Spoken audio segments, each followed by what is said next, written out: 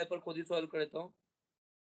मेरे को लगता है पूरा पेपर सॉल्व करने में मुझे 20 मिनट लगेगी और आपके डाउट सर आप केटीजी लेने आने थे ना? बिल्कुल, पर पेपर भी डिस्कशन है आज।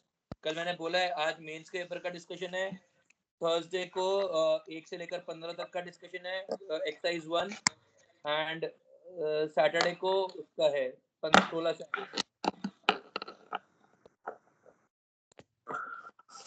सर लास्ट के 10 मिनट में ले सकते हैं ना डिस्कशन सर, अभी केटीजी करते हैं। लास्ट के 10 मिनट में लें, आई डोंट माइंड। हाँ सर। फिर बहुत ठीक टाइम है, पास है सर डिस्कशन में। बहुत टाइम पास होता है यार, ये बात तू भी सही बोल रहा है, agree 100%।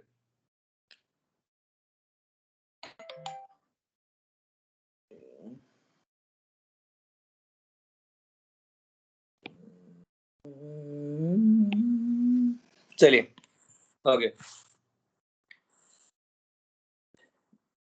Kinetic theory of gases.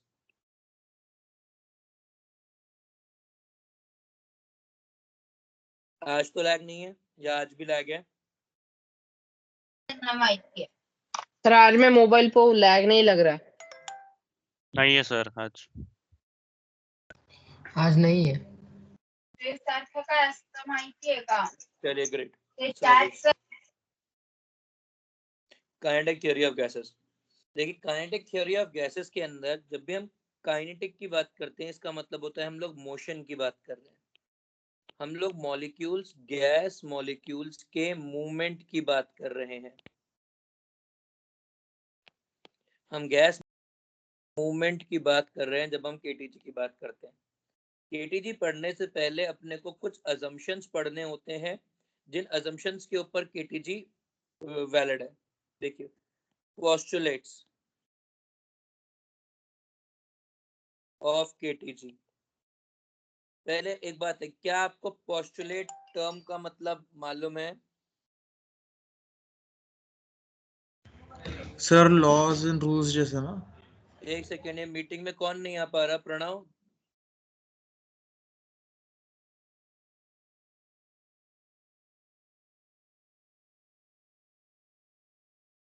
Sir disconnect हो गया वो।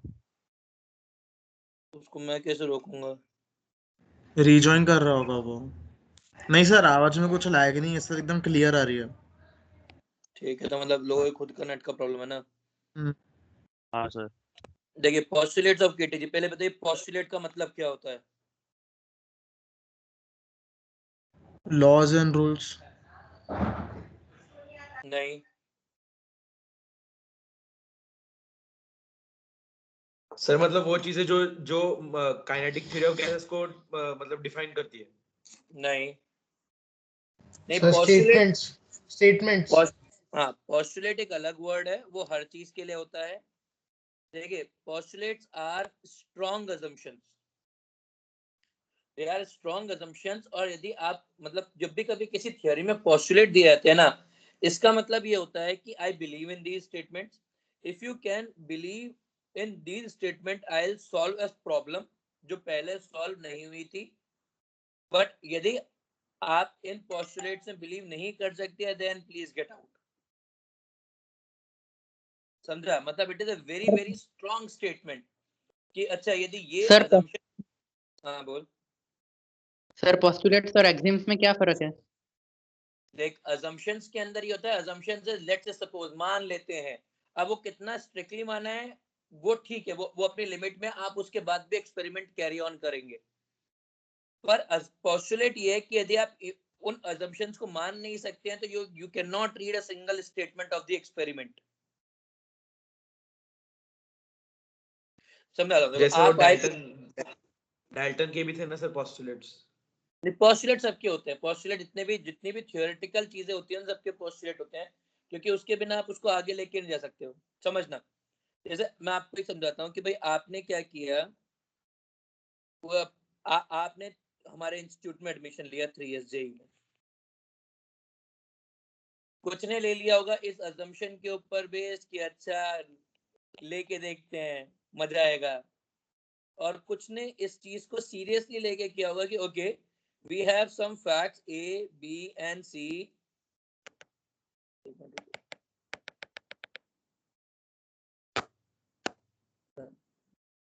We have some facts A, B and C, और इसके हिसाब से ये तीन मतलब ये कुछ स्ट्रॉन्ग अजम्पशंस बनते हैं और उसके बाद ही आप आगे बात चला पाएंगे।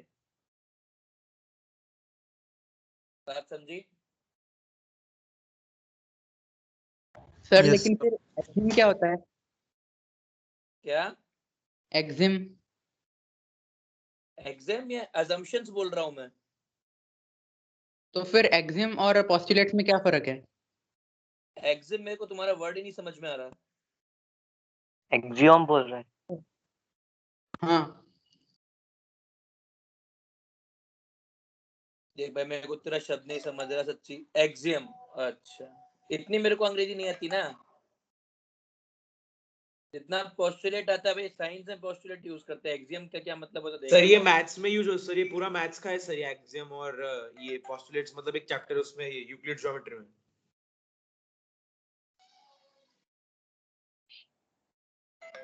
एक्सियम का प्रूव नहीं कर सकते वो, जैसा बेसिक लॉ है कुछ ऐसा, प्रूव नहीं कर सकते। अच्छा मतलब पर यहाँ पे अपन प्रूव कर सकते हैं ना? हाँ यहाँ पे अपन प्रूव कर सकते हैं और पोस्टुलेट्स प्रूव होते भी हैं। ऐसा भी नहीं कि पोस्टुलेट प्रूव नहीं हो पाते हैं, पोस्टुलेट बहुत ही आराम से प्रूव होते हैं, उसमें बहुत दिक्कत अपने को नहीं होती है। चलिए पोस्टुलेट्स लिख लेते हैं अपन सबसे पहले कुछ पोस्टुलेट्स। सबसे पहला पोस्टुलेट ये बोलता है कि gaseous molecules have negligible volume as compared to volume of gas। मतलब V molecules is much smaller than volume of gas। तो हम लोग वॉल्यूम ऑफ मॉलिक्यूल्स को नियरली जीरो लेके चल सकते हैं और हम ये बोल सकते हैं कि जो भी कुछ है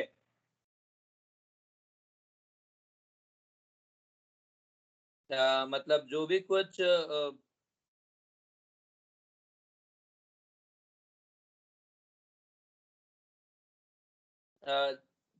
जो भी कुछ वॉल्यूम है वो सारा का सारा गैस का ही वॉल्यूम है, वो मॉलिक्यूल्स का वॉल्यूम है ही नहीं।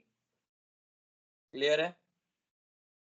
सर एक बार वापस सर आपका समझना। आवाज क्लियर नहीं सर हाँ सर, ये तो अजम्पशन हो गया ना सर।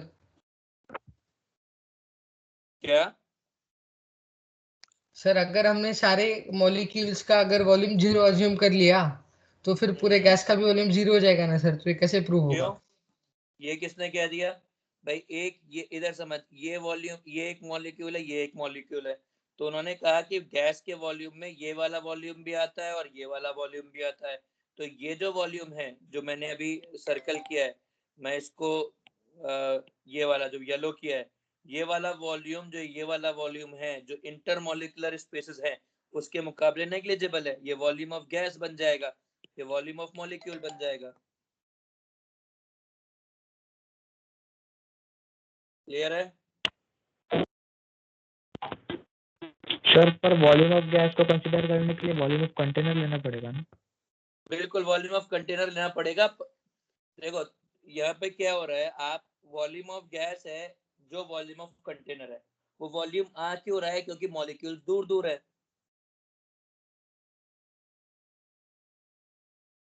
सर लेकिन बात वॉल्यूम ऑफ गैस दो मॉलिक्यूल्स के बीच में कैसे रहेगा? सर तो सर मतलब वो ऐसा बोल रहा है क्या कि जो भी उसका वॉल्यूम होगा उन दोनों के बीच का होगा, गैस के मॉलिक्यूल्स का उसमें कुछ रोल नहीं है? इधर समझो, वापस समझते हैं। मैं थोड़ा सा बड़ा डायग्राम बनाता हूँ जो और सिस्टमैटिक लगेगा आपको। रुक जाइए, समझो। पहले बताओ गैसियस स्टेट क्या होती है? जिसके अंदर मॉलिक्यूल्स एकदम फ्रीली रोम करते हैं। एग्जैक्टली, कंटेनर है, ये मॉलिक्यूल है, ये मॉलिक्यूल है, ये मॉलिक्यूल है, ये पूरा का पूरा वॉल्यूम है जो कंटेनर ने दे रखा है और ये मॉलिक्यूल्स है इस कंटेनर के अंदर। ये समझ में आया? अब वो कह रहा है कि जो पूरा वॉल्यूम है, ये जो इनके बीच की जो स्पेस है ये वॉल्यूम बना रही है। जो ये डॉट्स है इनका वॉल्यूम पूरे वॉल्यूम के रिस्पेक्ट में नेग्लिजिबल है। समझ गया सर। ये जो स्पेसेस है ना, ये VG बन रहा है, और ये जो पॉइंट्स है ये VM है, और ये ऑलमोस्ट 0 है।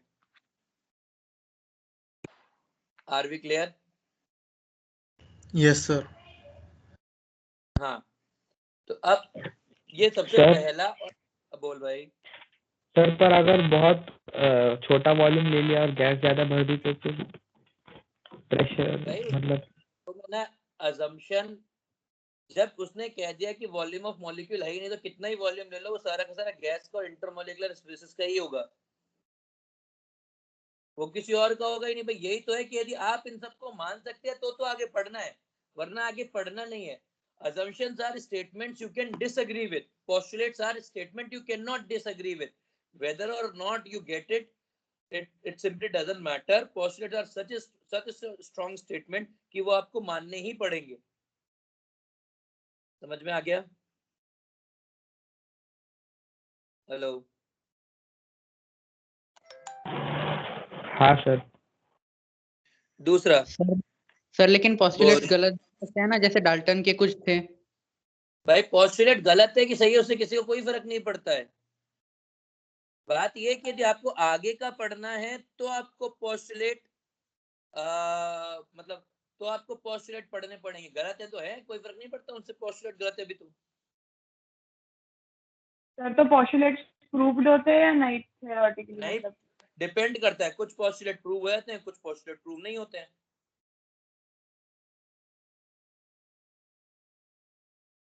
ठीक है। दूसरा, there are no intermolecular attraction between particles, between molecules। जो मॉलिक्यूल्स है वो आपस में एक दूसरे को अट्रैक्ट नहीं कर रही होती हैं। तीसरा, gas particles are under state of constant random motion, unaffected by gravity,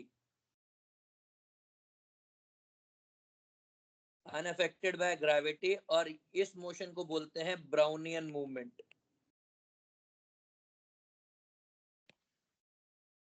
fourth, the gas particles keep on colliding with each other and with walls. The intermolecular collisions results in reaction, while collision with wall results in pressure।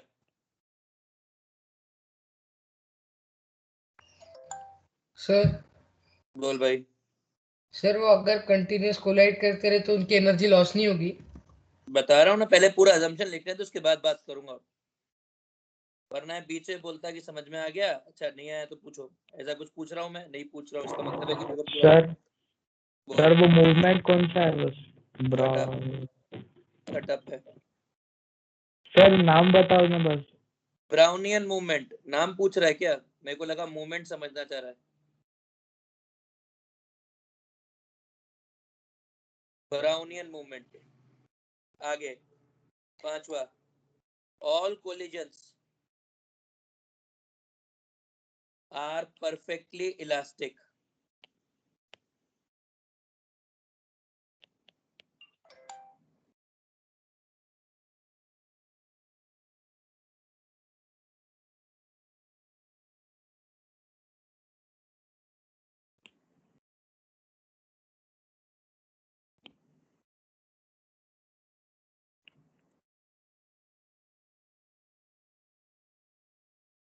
छठा, the velocity of molecules are different from each other and it keep on changing, and it keep on changing due to collisions. ये assumptions थे, ठीक है। अब जरा इनको समझते हैं कि भाई सबसे पहले ये वाला assumption है सबसे सेकंड नंबर का, कि ये बोल रहा है there are no intermolecular attraction between molecules।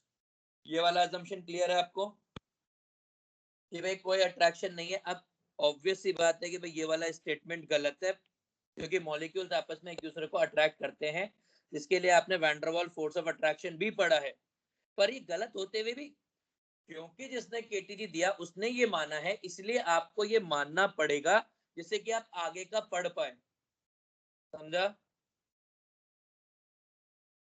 Please अब अपन लोग आपस में बात करें। Now there is a dialogue. हाँ, दूसरा उसने कहा कि जो गैसियस मॉलिक्यूल्स है वो under state of constant random motion है, और उस मूवमेंट को बोलते हैं ब्राउनियन मूवमेंट। ये क्या बोलता है कि कोई पार्टिकल है जो ऐसे ऐसे ऐसे ऐसे ऐसे बस चलता जा रहा है, उसको ये फर्क नहीं पड़ रहा है कि वो जमीन से ऊपर है, ये मान लो ये ग्राउंड लेवल है, ये ऊपर है कि नीचे है, बस ये ऐसे रैंडमली मूव कर रहा है, और कहीं पर भी एनर्जी लॉस नहीं हो रही है, कहीं पर पोटेंशियल एनर्जी, ग्रेविटेशन फील्ड, ऐसा कुछ भी एक्सपीरियंस नहीं कर रहा है।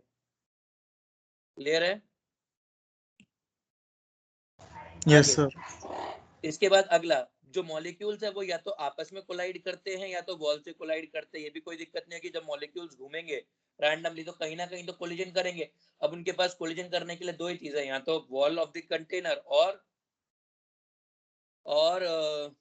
Amongst themselves. ये भी ठीक है। बोल बोल। नहीं सर, गलती से ऑन हो गया था mic. Okay, now the collisions are perfectly elastic. ये चीज है कि कोलिजन्स आर परफेक्टली इलास्टिक। जैसे आपने इलास्टिक वर्ड लिख दिया तो आपको ये चीज क्लियर हो गई कि कोई एनर्जी का लॉस कहीं पर भी नहीं होगा, ना एनर्जी लॉस होगी ना मोमेंटम लॉस होगा। यस और no? I suppose yes. Yes sir. Yes sir.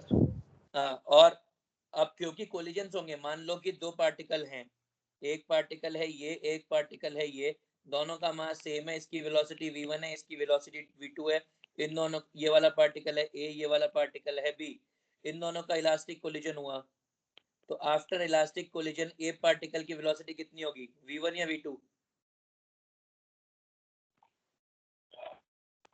Sir v2 ना। तो बेसिकली a की वेलोसिटी v2 में कन्वर्ट हो गई v1 से, क्योंकि इलास्टिक कोलिजन हुआ, और b की वेलोसिटी v1 में कन्वर्ट हो गई क्योंकि इलास्टिक कोलिजन हुआ। Are we clear on this? Sir लेकिन दोनों आइडेंटिकल होने चाहिए उसके लिए।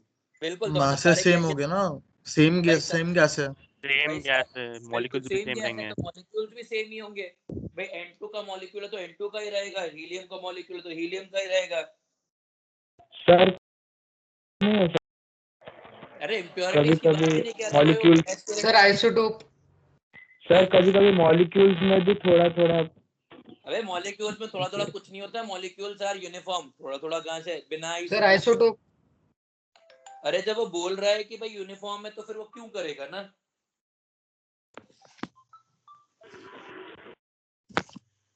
एक मिनट प्लीज सर अगर आराम सर। सर हाँ, अगर रिएक्शंस होने चाहिए तो फिर दो अलग अलग मॉलिक्यूल्स लगेंगे ना, तो फिर उस वक्त हाँ। ये चेंज नहीं, ऐसे वेलोसिटीज एक्सचेंज नहीं होंगे।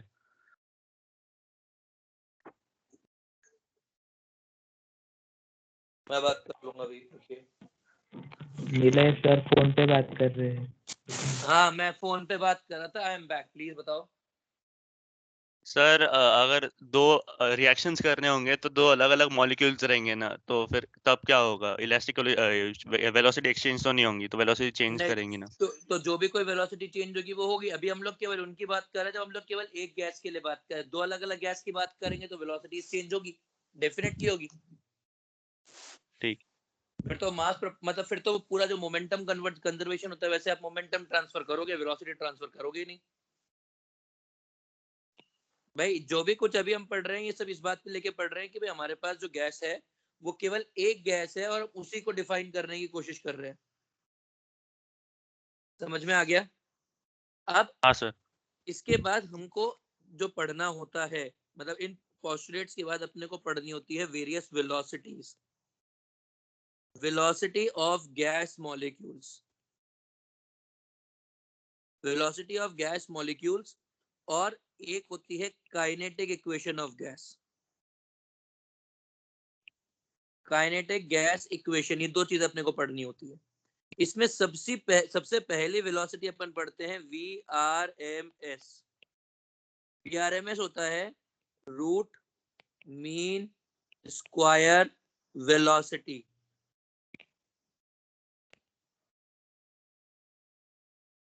पहले मुझे बताइए, क्या किसी ने आप में से पहले RMS नाम का कोई शब्द सुना है? आउटपुट सर मैथ्स में आया सर था। मैथ्स में हाँ था। सर RMS हो गया है मैथ्स मैथ्स में हो गया है RMS। हाँ हाँ अरे वाह यार, sir root over a square plus b square by 2 दो अरे नंबर्स के बिल्कुल लिए। बिल्कुल, अरे बिल्कुल बिल्कुल, वो समझ गया मैं। मतलब है जी, तेरे पास 3 पार्टिकल है A B C, इसकी वेलोसिटी है 5 मीटर पर सेकेंड, इसकी वेलोसिटी है 10 मीटर पर सेकेंड, और इसकी वेलोसिटी है 15 मीटर पर सेकेंड।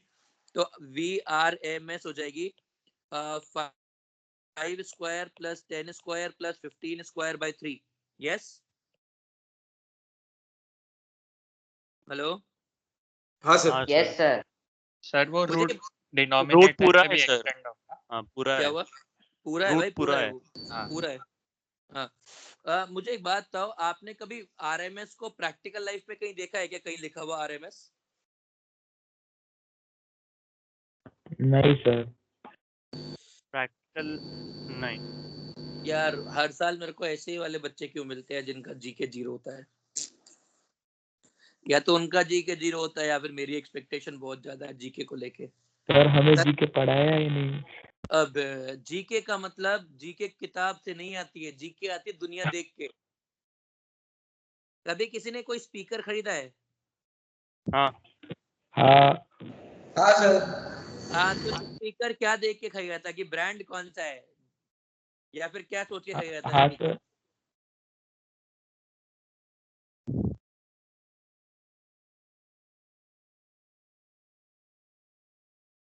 भाई क्या RMS सोच? कुछ लिखा रहता है। बिल्कुल, उसका पावर आउटपुट RMS लिखा हुआ होता है। हाँ यह 20 वॉट है, तो वो 20 वॉट RMS आउटपुट होता है, रूट मीन स्क्वायर आउटपुट। कि अलग अलग इंस्टेंट के ऊपर जो भी कुछ पावर आउटपुट्स मिलेंगे, उनका RMS निकाल के उसको लिख देते हैं उसके इक्वेशन के हिसाब से। सर ये टीवी पे भी होता है क्या कुछ? सारे स्पीकर्स पे होता है, सारे मतलब टीवी छोड़, हेडफोन्स पे होता है यार। यदि सर हेडफोन्स सुना पे, है सर। उसमें भी होता है, सब में होता है। जहां पर भी तुम कोई भी पावर की बात करोगे ना, तो वहां पर होता है। तो आप लोगों ने यहाँ देखा होगा, बाकी तो और भी बहुत सारी जगह होता है, पर आप लोगों ने यहाँ देखा होगा। समझ में आ गया? ये होता है कि भाई आप किस तरह से किस चीज को डील करते हो। तो ये स्टैटिस्टिकल आउटपुट होता है। देखो, स्पीकर के दो तरह के आउटपुट होते हैं, एक होता है PMPO, एक होता है RMS आउटपुट।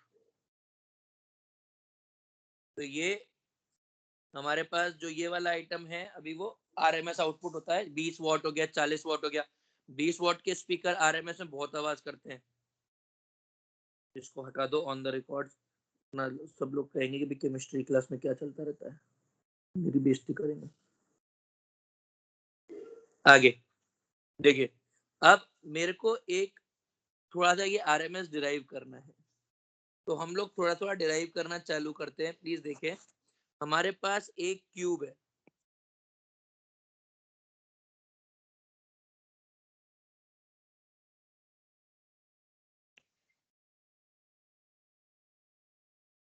ये ऐसा क्यूब है हमारे पास।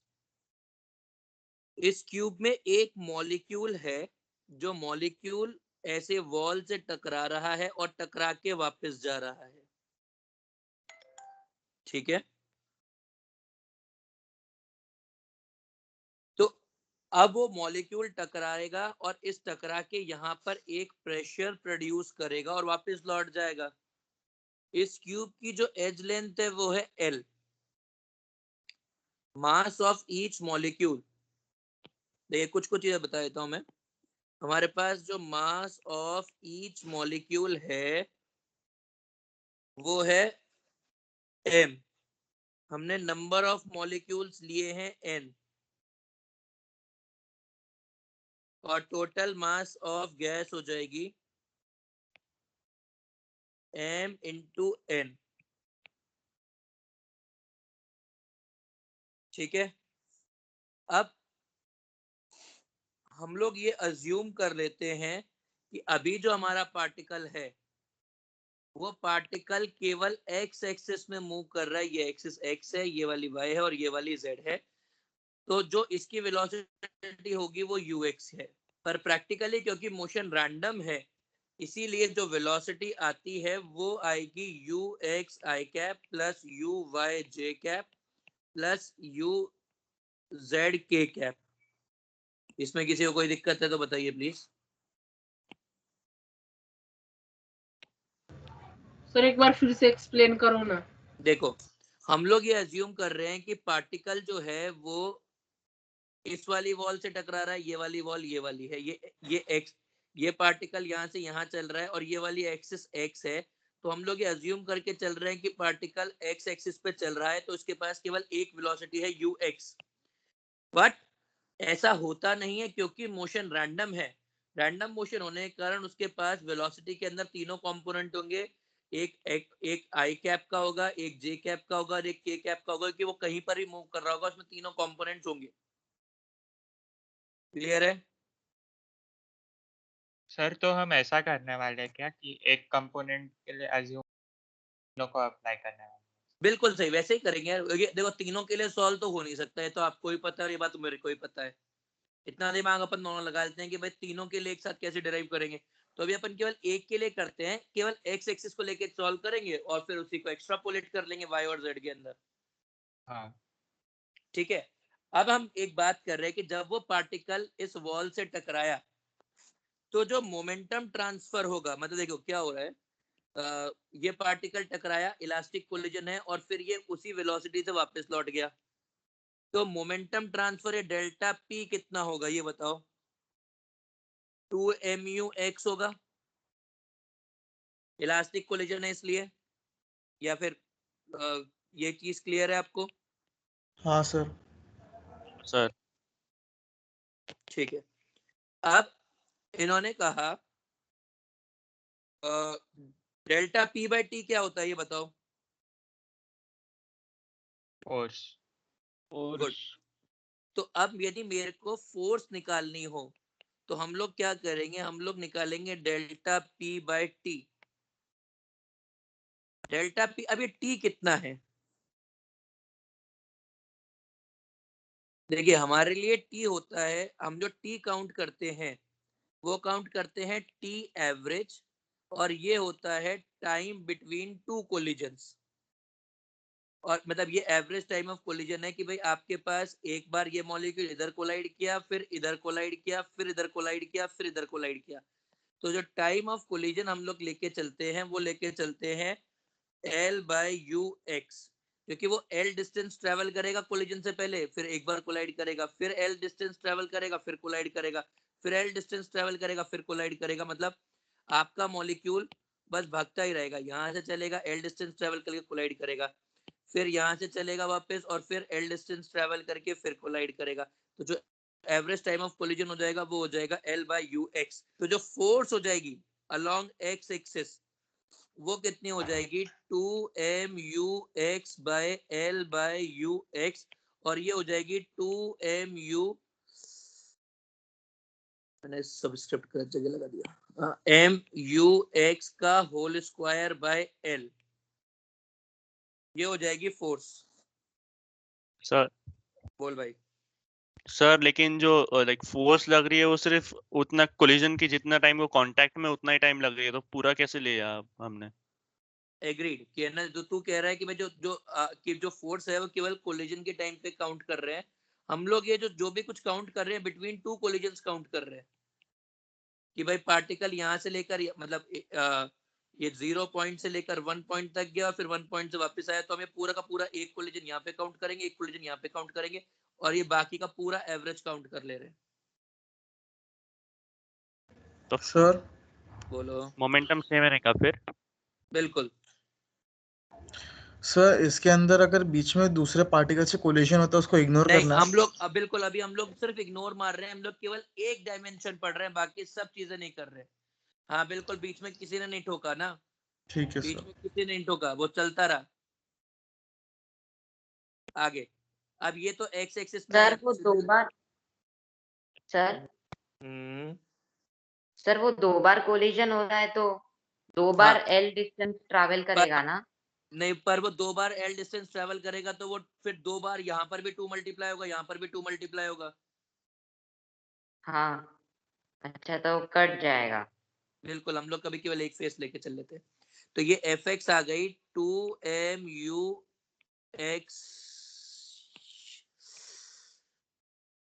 2mu x का होल स्क्वायर बाय एल।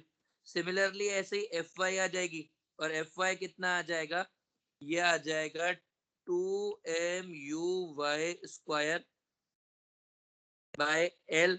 और वैसे ही एफ जेड आ जाएगा 2mu z square by L. यदि मैं नेट फोर्स की बात कर लूं भाई, क्योंकि मैं आपसे बोलूं कि भाई टोटल आउटवर्ड फोर्स कितनी होगी,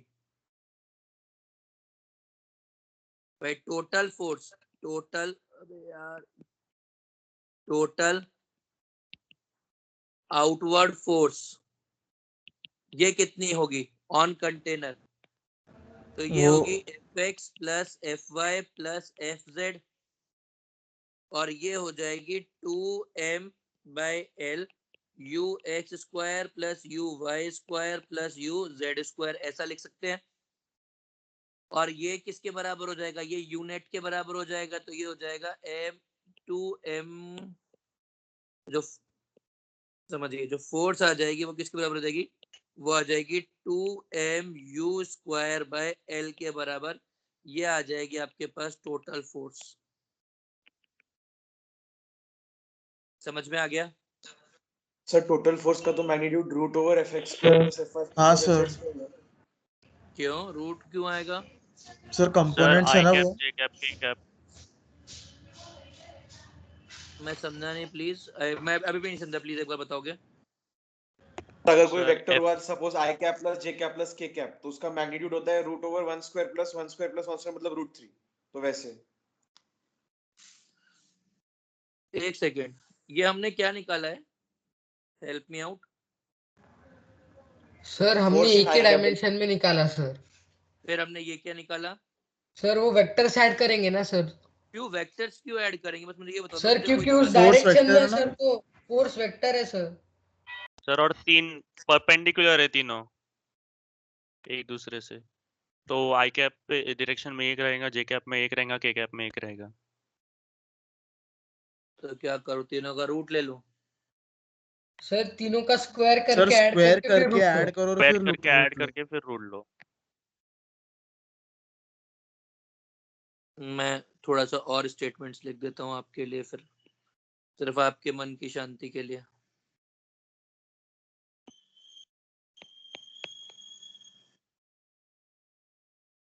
अच्छा एक बात बताओ, वैसे पूछ रहा हूँ, ये वाली फोर्स कौन सी फोर्स है?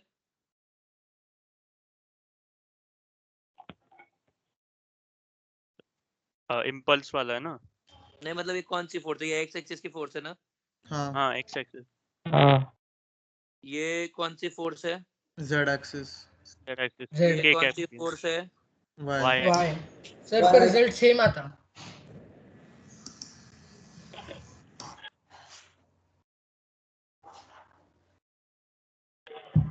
सर बस वो स्केलर क्वांटिटी मास को अलग लेके फिर बस अपने इनिशियल वेलोसिटी को किया ना तो हो जाएगा, आ गया राइट है। सर आपने गलती से सही आंसर निकाला। क्यों? सर वो आपने जो तीनों स्क्वायर ऐड किए सर उनका वो होल स्क्वायर का और एक होल स्क्वायर करके रूट करना चाहिए था।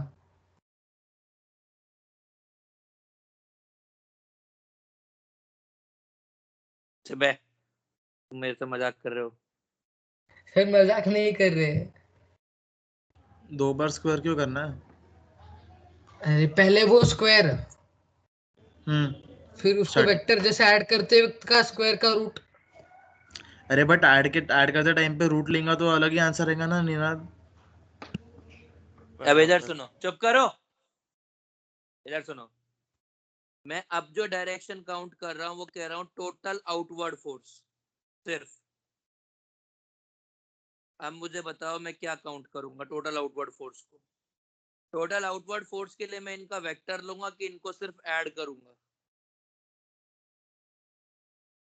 तुम ये मत कहो कि एक पार्टिकल क्या कर रहा है, मेरे को टोटल आउटवर्ड फोर्स को मैं क्या करूंगा, इन तीनों को ऐड करूंगा कि इन तीनों का वेक्टर लूंगा।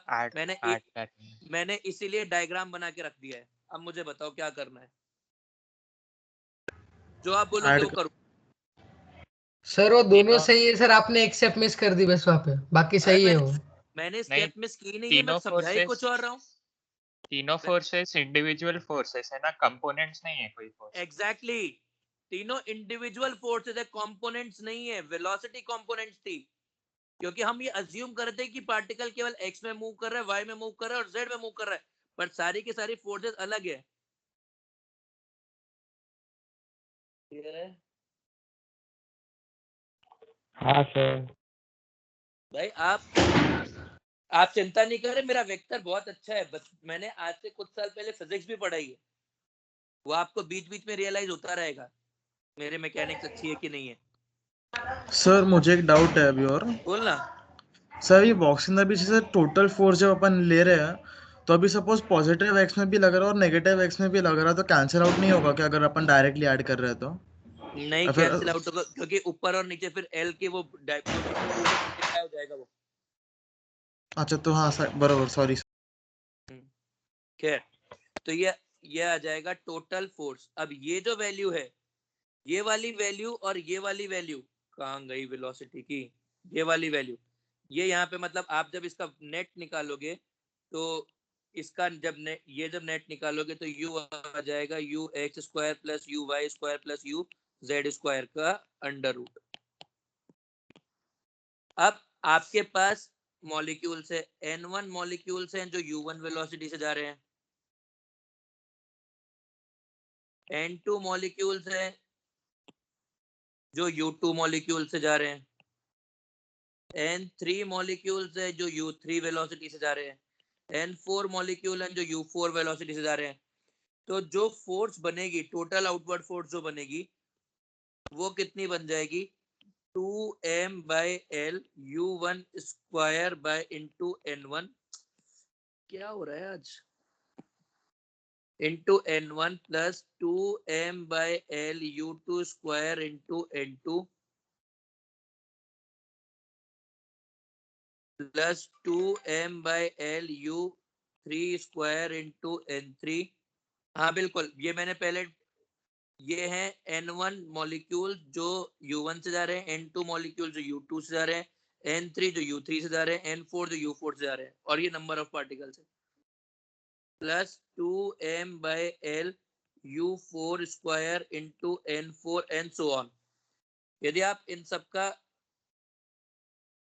सम कर दोगे तो ये आ जाएगा 2m by L N1 U1 square plus N2 U2 square plus N3 U3 square and so on.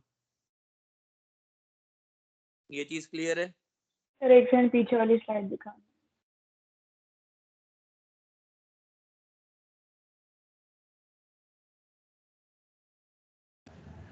Hello, बोलो। नहीं सर, मेरे को लगा आवाज नहीं आ रही मुझे। नहीं उसने मेरे को बोला कि सर पीछे वाली स्लाइड दिखाओ, तो मैं वेट करने लग गया, मैं आगे जहाँ जा रहा हूँ। सर पीछे वाली आपको नहीं दिखाई दिख रही नहीं है, दिखाई नहीं सर आपने। स्क्रीन फ्रीज हो गया सर। अभी दिखा? नहीं सर, वहाँ पे अटका नहीं हुआ है। सर। नहीं सर। हाँ अभी हो गया, अभी हो गया। अभी देखा सर। आपकी होम स्क्रीन दिख रही है। दिखा। मैं नहीं खेलूंगा सर इजी टीच ही ऐसा करता है सर। अबे मैं क्या जानू क्यों करता है, मैं तो नोट्स पे पढ़ाने को तैयार हूँ, पर उसके अंदर भी वो व्हाइट स्क्रीन पे रेजोल्यूशन उतना अच्छा नहीं आता, बताया इसलिए नहीं लेता, वरना मेरे को कौन सा शौक है इजी टीच का। मैं तो एक और सॉफ्टवेयर भी ट्राई किया था, नोटेबिलिटी। सर वन नोट देखो ना फिर। वन नोट मैंने आईपैड पे यूज नहीं किया, मैंने माइक्रोसॉफ्ट बोर्ड यूज किया था, पर उसका वो बहुत ही गंदा था, उसके अंदर सर पॉइंट बहुत OneNote छोटा अच्छा है, आता है। मैंने यूज किया है सर ना। गूगल का भी जैम बोर्ड करके है सर, फिर एक नहीं, उन सब की प्रॉब्लम है, उन सब में जो मिनिमम पॉइंट साइज आता है ना बहुत बड़ा आता है, तो मेरी हैंड राइटिंग में वो बहुत बुरा हो जाता है, मतलब उनका जो मिनिमम पॉइंट साइज है वो इतना बड़ा है, ये वाला आता है, तो फिर वो मेरे को लिखने को है ना फिर बहुत बड़ा आता है। सर तो मैं OneNote देख, में इससे छोटा है थोड़ा। अच्छा ठीक है, देख लूंगा मैं, आई ट्राई। पर ये चीज क्लियर है। हाँ सर। हाँ अब सर। आगे सर समझो, ये आ जाएगा सर ये मैथ्स। कर क्यों रहे हो सर? ये इसलिए कर रहे हैं क्योंकि मेरे को है ना ये बताना है कि मेरे को आता है, इतना काफी है। ये डेरिवेशंस इंपॉर्टेंट है क्या? सर हाँ सर ये डेरिवेशंस इंपॉर्टेंट है। पता नहीं यार, हर साल कराता हूँ इसलिए करवा देता हूँ। इम्पोर्टेंट तो कुछ भी नहीं है, इम्पोर्टेंट तो ये भी नहीं है कि अपन पढ़ाई करें, इम्पोर्टेंट सिर्फ एक ही चीज है कि अपन खाए पिए मौज करें। मतलब मैं ये बात इसलिए बोल रहा हूँ कि आज के बाद कभी भी क्लास में ये बात नहीं उठनी चाहिए कि इम्पोर्टेंट है कि नहीं है।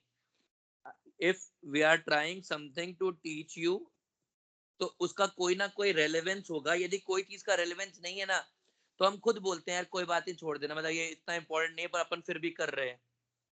जैसा मैं लेक्चर में जब रिकॉर्ड करके भेजता था तब भी बोलता था कि भाई इतना इंपॉर्टेंट नहीं है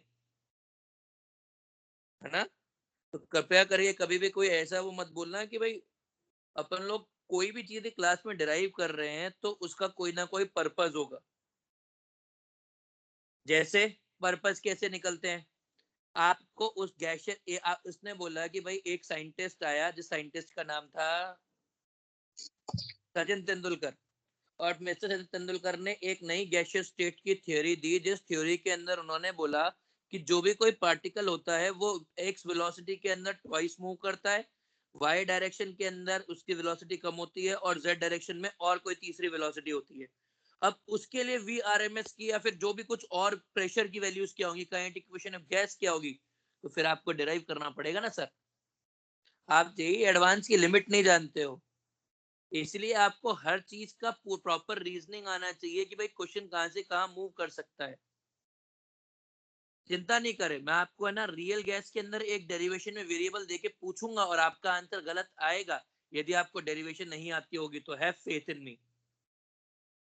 पर यदि मैं कोई चीज डिराइव कर रहा हूँ, केमिस्ट्री टीचर यदि कोई चीज डिराइव कर रहा है तो इसका मतलब है कि उससे कोई ना कोई क्वेश्चन बन सकता है, वरना उसके लिए बहुत ही आसान चीज होती है, learn it. Are we clear? Yes sir. Yes sir. Yes next sir. Time यदि किसी ने मेरे डेरिवेशन वाले मोटिव्स के ऊपर कोई भी सवाल उठाया तो वो गया। देखो ये तो था जो रीजन हम किताब में बोलते हैं, जो दूसरा रीजन है जो मोर रियलिस्टिक रीजन है वो ये कि मेरे को थोड़ा शो ऑफ भी करना होता है कि मेरे को आता है।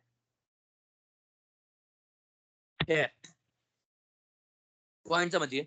अब ये जो पार्टिकल्स हैं इसको मैं टोटल नंबर ऑफ पार्टिकल से मल्टीप्लाई एंड डिवाइड करता हूँ, तो F equals to 2 into m into total number of particles into n1 u1 square plus n2 u2 square plus n3 u3 square and so on divided by n। हमने इसको multiply and divide किससे किया, हमने multiply and divide by total number of molecules.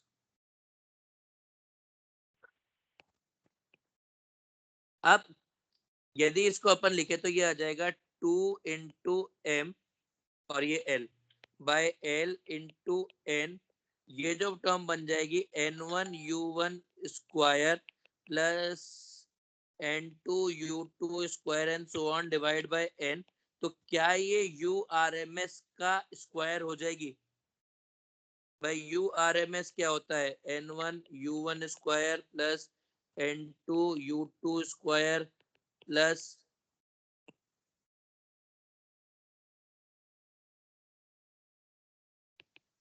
n3 u3 square divide by total particles का root. Sir URMS में ये N1 N2 कहाँ से क्या वो थोड़ी रहता हाँ है सर क्या वो हुआ? भी नहीं समझा, यूआरएमएस नहीं समझा। सर मतलब आपने वेटेड वाला लिया है क्या? वेटेड URMS जैसे वेटेड एवरेज रहता है वैसे। अबे तुम लोग सच्ची में यार, तुम लोग है ना, मैंने कुछ नहीं लिया है, मैंने केवल साइंस पढ़ाई है। अच्छा एक बात बताओ, मेरे को एक यूआरएमएस निकाल के दिखाओ, मतलब ऐसे ही पूछ रहा हूँ, आप पता नहीं वेटेड वेटेड क्या बातें कर रहे थे। तो यूआरएमएस निकाल के दिखाओ। हमारे पास एक पार्टिकल है, दो पार्टिकल है, तीन पार्टिकल है। एक की स्पीड है 5 मीटर पर सेकेंड, दूसरे की स्पीड है 5 मीटर पर सेकेंड और तीसरे की स्पीड है 6 मीटर पर सेकेंड। तो कैसे निकालेंगे?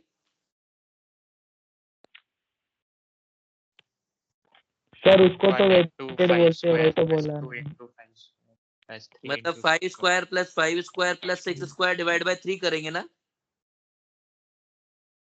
नहीं, सर कितने नंबर ऑफ पार्टिकल चाहिए? 1 2 3? हाँ मतलब एक पार्टिकल, एक ये ए पार्टिकल मान लो, इसको बी मान लो, ये सी मान लो। हाँ फिर ये है हाँ सर.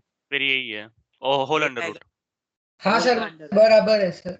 तो मतलब मैं इसकी जगह ये भी लिख सकता हूँ कि दो पार्टिकल है जो 5 की स्पीड पर है इंटू 6 स्क्वायर, ऐसा भी लिख सकता हूँ। हम्म.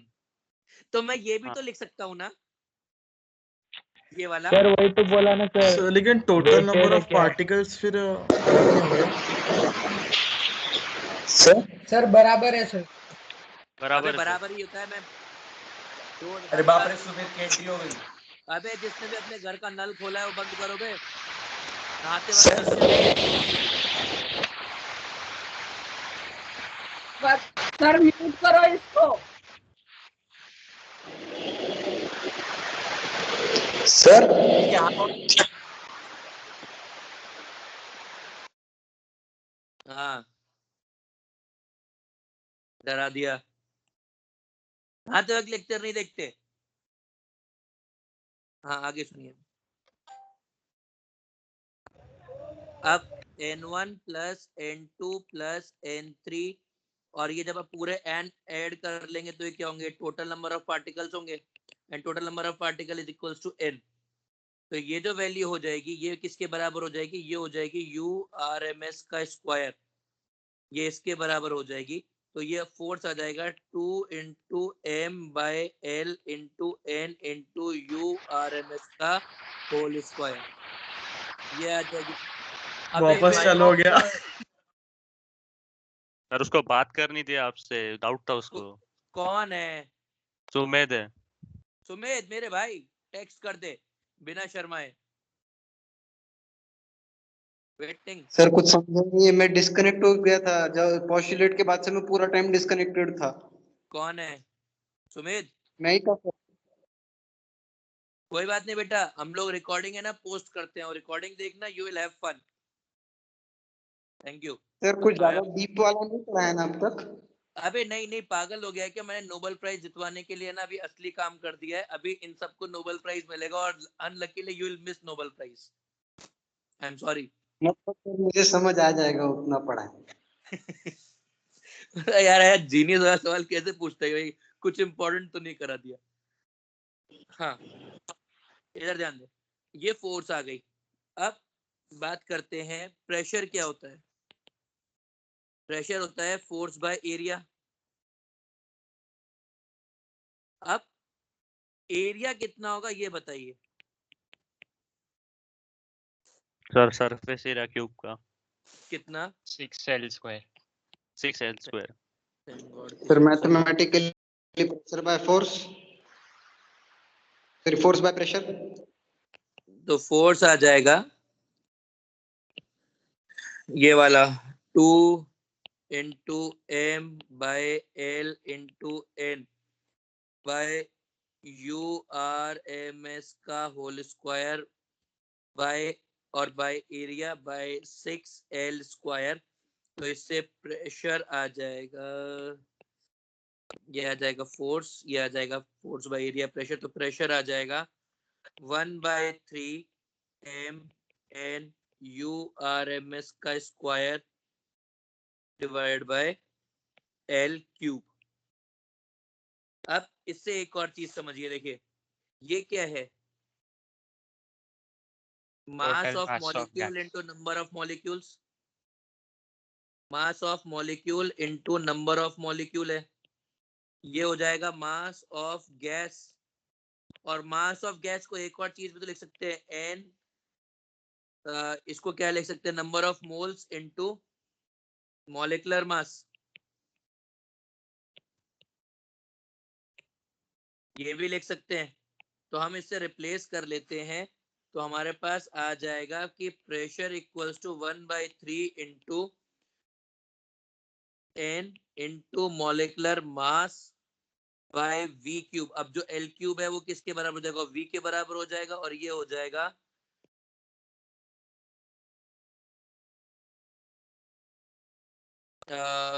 यू आर एम एस का square, U R M S का स्क्वायर।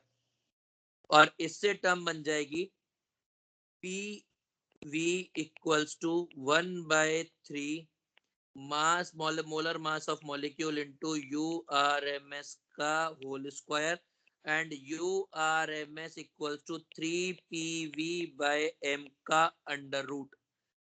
ये जो इक्वेशन होती है सर वो मोलार मास क्यों लिया? सर फॉर 1 मोल है क्या? नहीं, मैंने हाँ, n डाल दिया। मल्टीप्लाई कर दिया, मैं n मिस हो गया था ऊपर। ठीक है, ये हो गया for 1 mole of gas. Sir PV0 nRT। हाँ मतलब नहीं, फॉर मतलब पर मोल के अंदर थी, पर 1 मोल PV इक्वल्स टू 1/3 MURMS का स्क्वायर लिख सकते हैं। तो इससे URMS आ जाएगा PV 3PV/m का अंडर रूट, और ये 3PV/m के अंडर रूट को आप कन्वर्ट कर सकते हैं RT में। तो U सर आप फिर से n लिखना भूल गए। अरे बोला है ना 1 सर, मोल के लिए। एक मोल के लिए, हाँ, N1 एक है। मोल।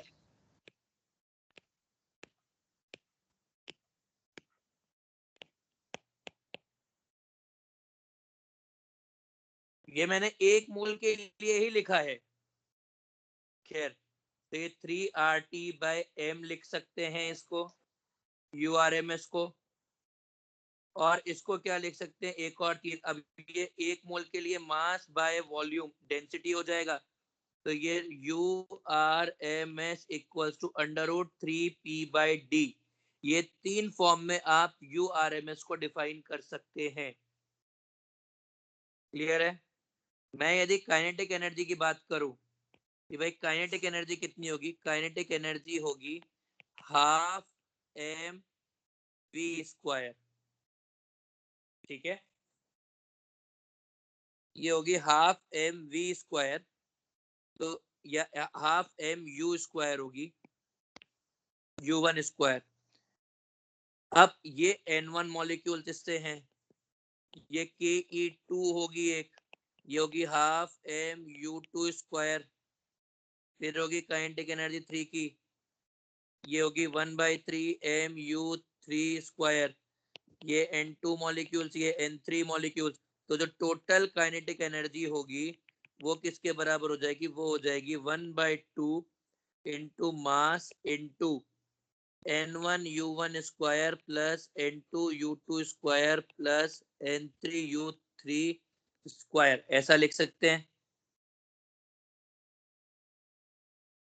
हाँ है ना। और हाँ ये सर। हो जाएगा 1/2 into 1/2 into mass into n into URMS का स्क्वायर। ये भी लिख सकते हैं हम काइनेटिक एनर्जी को। ये वाला कन्वर्जन मैंने पीछे वाले डेरिवेशन से डायरेक्ट यूज कर लिया है ना, कि मैंने इसको कैसे कन्वर्ट किया है, पिछले वाले डेरिवेशन से यूज किया है। तो टोटल काइनेटिक एनर्जी आप इसको भी कन्वर्ट कर सकते P/2 हैं। RT। तो ये हो जाएगा 1/2 इंटू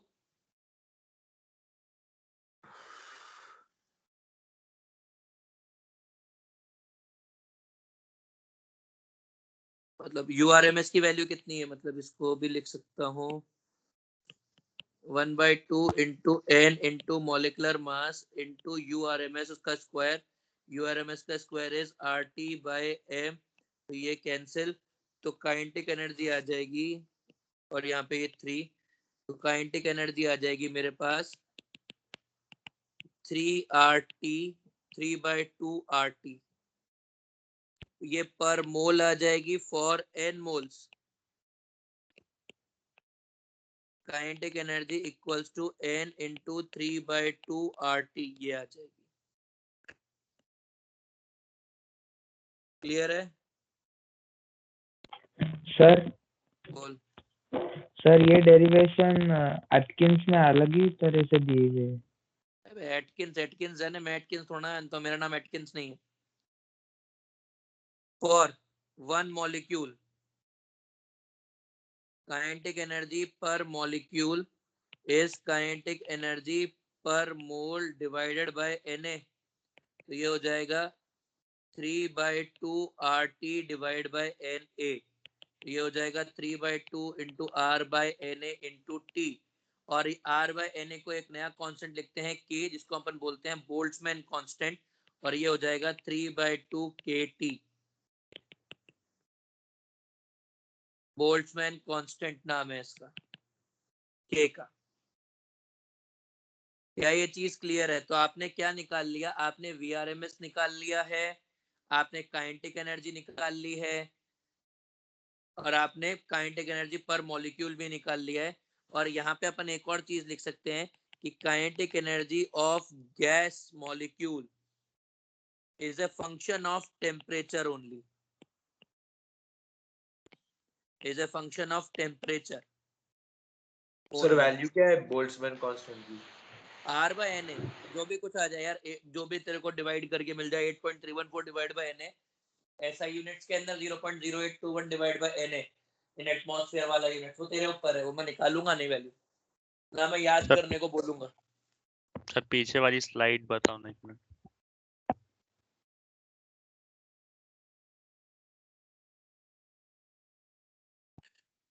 बोलो भाई। सर इस पर डायरेक्ट क्वेश्चन आ सकते हैं?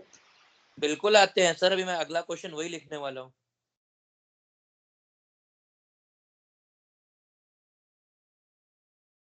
बोलो, लिखो। हाँ sir. Find out VRMS for helium at 400 Kelvin. Question 1. Question 2. What would be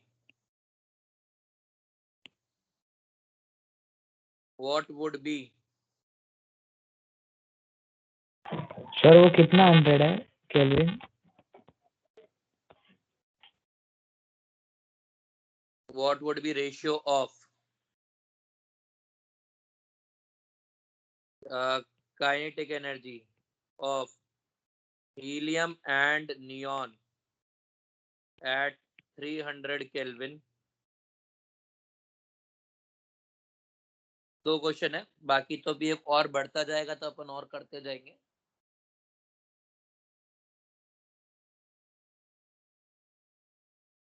पहले वाले का VRMS आ गया क्या?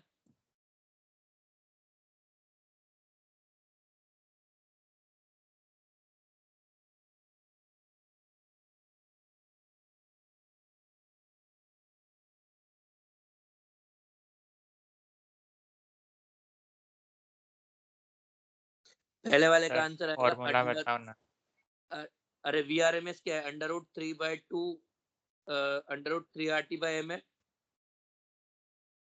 भाई VRMS अभी अपन ने डिराइव किया है, √3RT/m है VRMS। सर आपका आवाज कट रहा है। भाई VRMS है √RT/m,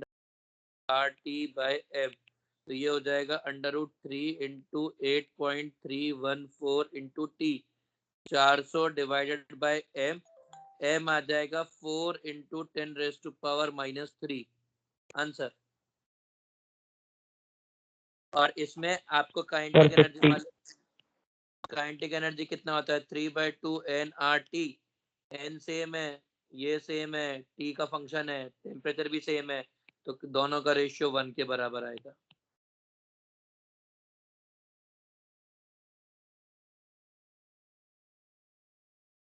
सर 100√30 आ रहा है RMS।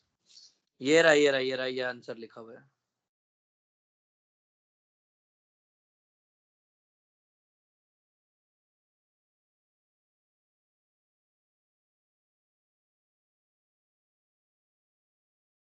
ये आंसर आ रहा है।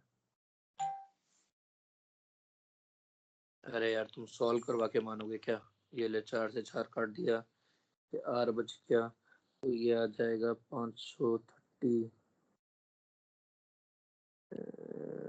30/4, तो ये आ जाएगा √30 × 10⁴ R। ये आ जाएगा RMS स्पीड। 50 आ रहा है अप्रोक्स, ये मुझको नहीं मालूम है। सर मॉलिक्यूलर मास को फिर से केजी में लेंगे क्या? 50 ही आता है अप्रोक्स सर।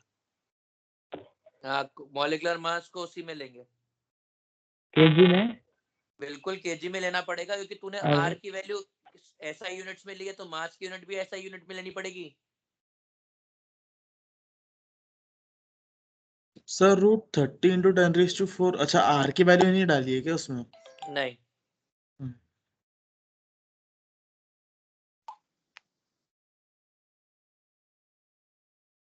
ठीक है। हाँ सर। चलिए, ये 2 क्वेश्चन हो गए। अब इसके बाद जो क्वेश्चन थे अपन नेक्स्ट क्लास में देखेंगे। प्लीज यहाँ तक इसको डिराइव करेगा, इसको पढ़िएगा, इसके ऊपर बेस चीजें अपन कल करेंगे। और कल मुझे और भी बहुत कुछ पढ़ाना है। कल मैं स्टैटिस्टिकल मेजर्स में जाऊंगा, जो गैसियस मॉलिक्यूल्स के लिए अपने को पढ़ने होते हैं। कल की क्लास बिल्कुल मैक्स। तूने पढ़ लिया है क्या ये सब मानस? मानस सर मैंने मॉड्यूल से सारी थ्योरी पढ़ी है। अच्छा हाँ, तो अगली क्लास में अपन मैक्सवेल डिस्ट्रीब्यूशन वगैरह पढ़ेंगे।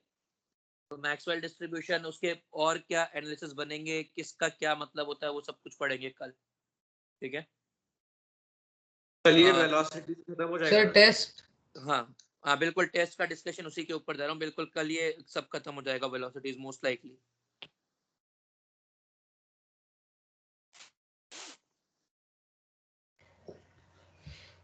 सर लेक्चर के रिकॉर्डिंग तो चैट पे सर, पर वो डाउनलोड नहीं होते।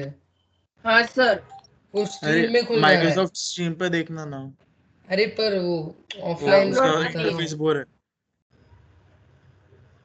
उससे अच्छा ठीक डाउनलोड है। करना है तो। अरे रुक जा यार, पहले आज का डेट क्या है पहले बता। 8 दिसंबर। आज 8 है सर। 8 है।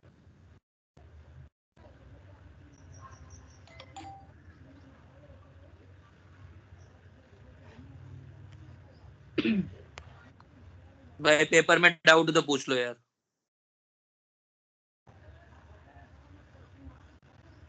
सर कल की रिकॉर्डिंग को डाउनलोड नहीं करते रहा, वो देखिए ना प्लीज। देखता हूँ यार क्या प्रॉब्लम आ रही है। सर यूट्यूब पे अपलोड कर लो ना सर। सर, सबसे अच्छा। हाँ यार सर। मैं देख यार, मैंने कल खूब कोशिश की, मेरे फोन में वो डाउनलोड नहीं हो रहा, शायद वो कंप्यूटर पे डाउनलोड हो सकता है। सर ऐप मतलब ऐप पे डालो ना सर सॉल्यूशन, फिर ही समझेगा क्या होंगे। सर सॉल्यूशन सर सॉल्यूशंस नहीं दिख रहे सर। किसी को भी सॉल्यूशन नहीं दिख रहे क्या? नहीं सर, मैंने भी अभी चेक किया। नहीं नहीं सर, सर, एक बार दिखे थे एक बार दिखा। कल दिखा था, सर उसके बाद नहीं। हाँ एक कल दिखे थे। सर ये क्वेश्चन नंबर 2 में काइनेटिक एनर्जी डिपेंड करता है सिर्फ टेम्परेचर पे, इसीलिए उनका रेशियो 1 आएगा क्या? बिल्कुल सही जवाब। कौन बोल रहा था ये? रूही। तेरे नंबर बढ़ गए?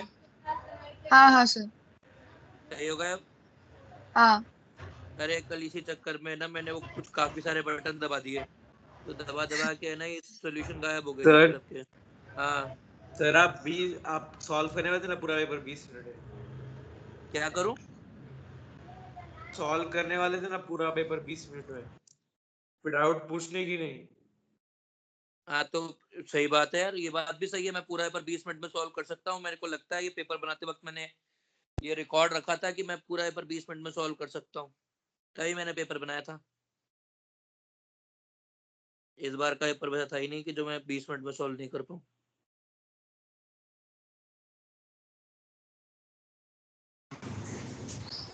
सर लाइव लेक्चर के रिकॉर्डिंग पोस्ट पर दिखते नहीं है। नहीं दिखते हैं यार। सर मेरे इसमें नहीं चैट में दिखते हैं वो खत्म होने के बाद। दिखते हैं सर चैट में, पर वो डाउनलोड नहीं हो पा रहे। समझ गया मैं। सर मैं कह रही थी कि अगर आप ये रिकॉर्डेड लेक्चर एक फोल्डर बना के उसमें कलेक्टिवली डाल देते हैं।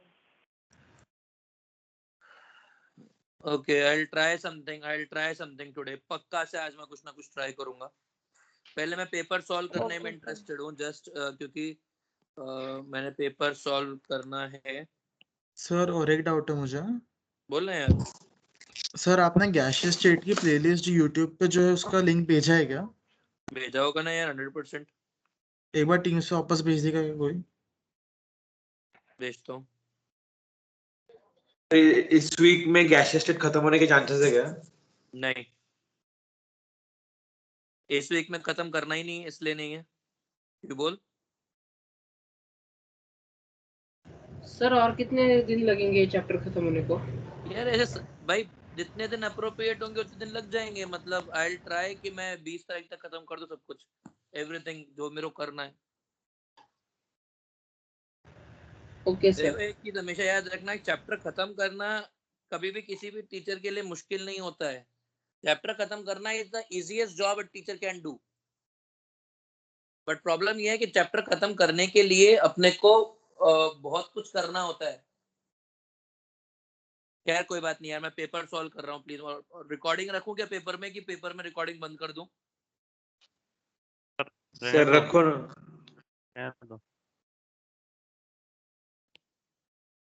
चलो भाई, क्वेश्चन नंबर 1। क्वेश्चन नंबर 1 बोल रहा है which of the following statements are incorrect. तो ऑप्शन ए इनकरेक्ट है, क्योंकि वो बोल रहा है कि an element with high electronegativity always has higher electron gain enthalpy. बिल्कुल नहीं है। फ्लोरीन की इलेक्ट्रोनेगेटिविटी ज्यादा होती है क्लोरीन से, पर इलेक्ट्रॉन एफिनिटी क्लोरीन की ज्यादा है, तो इसलिए 26 का आंसर ए आएगा। क्वेश्चन नंबर 2 यानी कि क्वेश्चन नंबर 27। आपको 3 गैसेस दे रखे हैं, इसके अंदर उसमें नाइट्रोजन, हाइड्रोजन और हीलियम भरा है। लीकिंग हुई तो द रेट ऑफ लीकिंग होगी वो इनवर्सली प्रोपोर्शनल होगी देयर मॉलिक्यूलर मास से। मतलब Rn2 is to R helium is to R hydrogen is to R helium जो होगी ये इनवर्सली प्रोपोर्शनल होगी। ये होगी 1 by मॉलिक्यूलर मास 28, ये 1 by हीलियम का 4 is to 1 by सॉरी ये 1 by 2 और ये 1 by 4।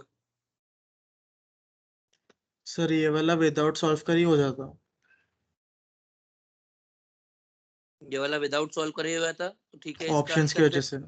हाँ, इसका आंसर ए आ जाएगा। फिर question number 3, Li and magnesium resembles in diagonal relationship between nearly same atomic and ionic size। इसका भी आंसर ए हो जाएगा, ये भी अपन ने डिस्कस किया हुआ है। Question number 29, which molecule has smallest SOF angle SF6।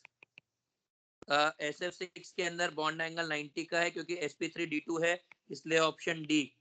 ये है क्वेश्चन नंबर 4। इसके बाद क्वेश्चन नंबर 5 है। सर SF2 में कितना होगा, क्योंकि 2 लोन पे उसके वजह से भी एंगल भाई SF2 sp3 हाइब्रिड है ना, तो बॉन्ड एंगल 110 से मतलब उससे कम होगा 109 से, पर 90 तो नहीं हो सकता ना।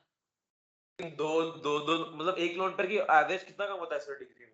यार डिपेंड करता है, पर उससे फर्क नहीं पड़ेगा, होगा तो sp3 ना। सर SF6 में क्या 72 होगा ना सर? SF6 में 90 डिग्री होगा ना। हाँ हाँ sp3d2। हाँ सर। हाँ फिर सर, उसने हाँ सर। पूछा है कि हाइड्रोजन बॉन्ड का स्ट्रेंथ सबसे ज्यादा किसका होगा? सबसे ज्यादा होगा HFH का, फिर होगा FHO का, फिर होगा OHS का, सबसे कम होगा Q का, और सबसे ज्यादा होगा R का। मतलब option B. Question sir number एक क्वेश्चन रह गया बीच में। 30th बाकी है। Okay, this is 6th question. Question number 5। Question number 5 क्या बोल रहा है? Flask contain neon and argon. 0.25 moles of neon exert 0.25 and ठीक है, तो उसने क्या बोल दिया है कि 0.25 मोल जो कर रहा है वो 205 कर रहा है। तो 492 कितने मोल ये करेगा? तो इसके लिए आप जान लीजिए कि भाई एक मोल कितना प्रेशर एग्जर्ट करेगा? वो करेगा 205 into 4। तो 492 कितना करेगा? 492 डिवाइड बाय 205 into 4 ये करेगा। इसका मॉलिक्यूलर मास है 40, तो ये कैंसिल आउट हो गया। 205 है ना, ये कैंसिल आउट हो गया, 10 हो गया, तो ये हो जाएगा 4920 divide by 205 which is nearly 20 से ज्यादा है, 24 के आसपास आंसर आ जाएगा, तो 24 ग्राम आंसर सी। क्वेश्चन नंबर 6 हो गया। क्वेश्चन नंबर 7 द कंपाउंड दे रखे हैं आपको, C3H8 दे रखा है आपको, एक अल्कोहल दे रखा है, एक ईथर दे रखा है। इंटर मॉलिक्यूलर स्ट्रेंथ की बात करोगे तो C3H8 के अंदर वैंडरवाल होगा, CH3 मतलब जो ईथर है उसके अंदर डाइपोल डाइपोल इंटरेक्शंस होंगे, और सबसे ज्यादा होगा अल्कोहल का, क्योंकि उसके अंदर हाइड्रोजन बॉन्डिंग होगी। क्वेश्चन नंबर 8 बोल रहा है कि विच of the following is incorrect parameter. Acidic strength का ऑर्डर दे रखा है, सही है। आयनिक रेडियस का ऑर्डर दे रखा है, डिक्रीजिंग रेडियस। उसमें Li और Mg का ऑलमोस्ट सेम होगा ना, डायगोनल रिलेशनशिप। आप पर Mg फिर भी थोड़ा सा छोटा हो सकता है। डिक्रीजिंग बॉइलिंग पॉइंट, बिल्कुल ये गलत है, क्योंकि सबसे ज्यादा बॉइलिंग पॉइंट होगा जिनॉन का, फिर होगा आर्गन का, फिर होगा नियॉन का, फिर होगा हीलियम का, क्योंकि यहाँ पे ऐसे साइज डिक्रीज करेगी तो वैंडरवाल फोर्सेस डिक्रीज होंगे, इसलिए 8 का आंसर आएगा डी। अबे है गुप्ता सर का लेक्चर क्यों नहीं है? सर सी वाला उन्होंने मीटिंग स्टार्ट भी कर दी सर। हाँ गुप्ता सर का लेक्चर है। सर सी वाला भी तो NH3 ज्यादा चाहिए ना बॉइलिंग से। नहीं, NH3 का कम होगा ना, उसमें हाइड्रोजन बॉन्ड की स्ट्रेंथ कम होती है, NH3 गैस की तरह एग्जिस्ट करती है रूम टेम्परेचर के ऊपर, जबकि HF लिक्विड होता है। सर तो हम लेक्चर अटेंड करें क्या वो उधर? हाँ बिल्कुल करो। फिर आप ये डिस्कशन सर एक काम 3 मिनट करना, बाकी कर लो सर। मैं डिस्कशन खत्म कर देता हूँ, तुम लोग रिकॉर्डिंग देख लेना, चलेगा? हाँ यस सर, आप अकेले बोलते बैठे। तो क्या हो गया, मुझे क्या, मैं आपको थोड़ा बोलूंगा, आपको चलेगा बोलना सर, चलेगा। हाँ ठीक है है। चलेगा सर। हम हाँ चलेगा वैसा रिकॉर्डिंग। मैं इस मेंटल बिलीफ के साथ करता रहूंगा कि भाई मैंने आपको पढ़ा लिया।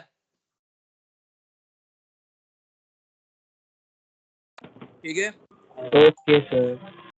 इसके बाद क्वेश्चन नंबर 8 हो गया। क्वेश्चन नंबर 9 या 34 क्वेश्चन जो है,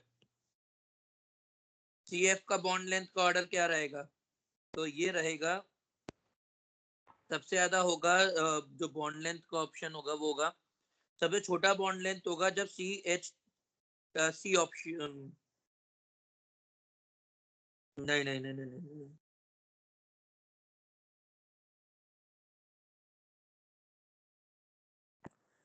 इसका आंसर आएगा 34 का डी, क्योंकि डी के अंदर क्या हो रहा होगा, डी के अंदर यदि आप देखोगे तो आपको CH एक F है, तो यही परसेंटेज एस करेक्टर बढ़ाएगा, तो यहाँ पे इंक्रीमेंट उतना नहीं होगा। बाकी में 2 फ्लोरीन है तो ज्यादा एस करेक्टर बढ़ाएंगे, 3 फ्लोरीन है तो और ज्यादा एस करेक्टर बढ़ाएंगे। 34 के बाद आएगा 35। थर्मल स्टेबिलिटी का ऑर्डर क्या रहेगा? थर्मल स्टेबिलिटी का ऑर्डर बड़ा अनायन है, इसलिए डाउन द ग्रुप बढ़ेगा, और डाउन द ग्रुप बढ़ेगा तो ऑप्शन आएगा A. 36 by by 36। According to molecular orbital theory which of the following statement is correct? LUMO, lowest unoccupied molecular orbital of C2 is sigma 2x. सही बात है। There are pi bond, बिल्कुल सही बात है। NC2 minus there is 1 sigma and 2 pi, बिल्कुल सही बात है। तीनों स्टेटमेंट सही है, तो आंसर आएगा डी। 37 बोर नेबर साइकिल है, इसके अंदर हाइड्रोजन है और नाइट्रोजन है, 3 हाइड्रोजन गिव्स 2 NH3 है, 50% ईल्ड हुई है, मतलब देखिए 30 है लीटर नाइट्रोजन और 30 लीटर है हाइड्रोजन, तो जो भी कुछ होना था वो हाइड्रोजन के हिसाब से होना था, मतलब जो अमोनिया बनेगी वो बनेगी, अमोनिया बनेगी जितनी बननी चाहिए थी उसकी आधी। 30 से बनता है 20 लीटर, तो अमोनिया बनेगी 10 लीटर, हाइड्रोजन यूटिलाइज होगी 15 लीटर, और नाइट्रोजन यूटिलाइज होगी आपके पास केवल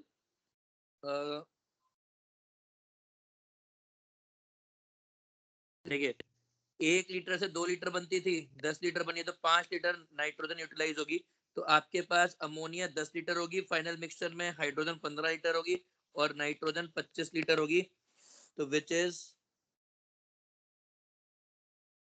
बी ऑप्शन। 37 के बाद 38।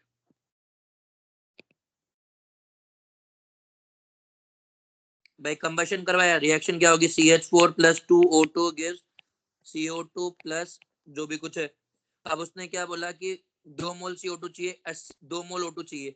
आपको मालूम है कि 80% नाइट्रोजन है और 20% ऑक्सीजन है, तो 2 मोल है, ये 2 मोल ये चाहिए तो 8 मोल ये लेना पड़ेगा, और इसके अलावा 1 मोल मीथेन का होगा, तो मोल रेशियो मीथेन का हो जाएगा 1/11, मोल फ्रैक्शन N2 का 8/11 और O2 का हो जाएगा 2/11। 38 के बाद 39 डेंसिटी दे रखी है, डेंसिटी ऑफ डाइल्यूट H2SO4 इतना दे रखा है,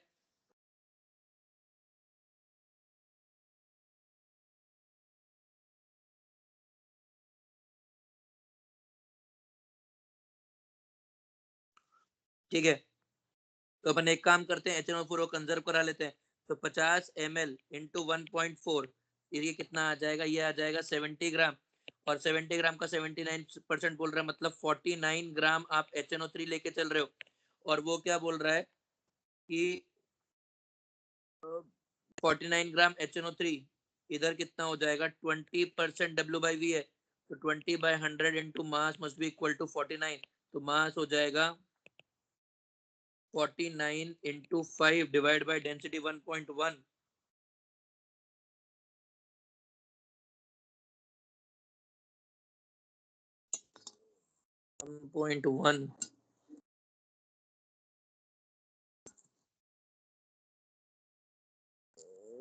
कुछ गड़बड़ हो गई।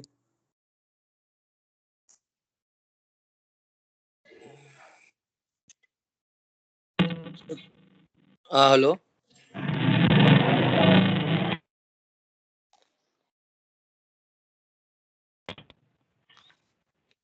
आंसर 1/6 1/6 2/2 चाहिए ना।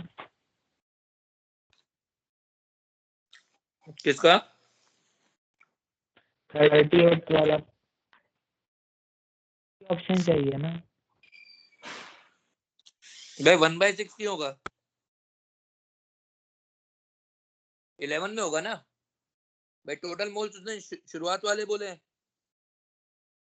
तो शुरुआत वाले बोले हैं तो कितना हो जाएगा भाई, टोटल तेरे को 2 मोल नाइट्रोजन 2 मोल ऑक्सीजन चाहिए, ये तेरे को 2 मोल ऑक्सीजन चाहिए, तो 8 मोल तेरे को नाइट्रोजन के लेने ही पड़ेंगे मजबूरी के अंदर, तो 10 मोल हो गए, और 1 मोल हो जाएगा तेरे पास मीथेन का।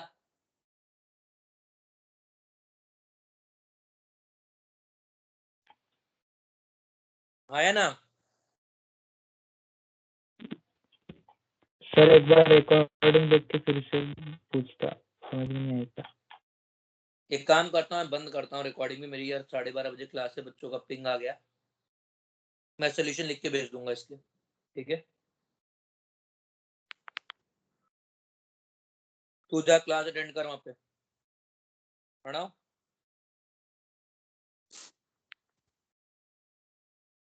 अरे तुम लोग जाओ क्लास अटेंड करो, मैं बाकी का सोल्यूशन लिख के भेज दूंगा, आप टेंशन मत लो,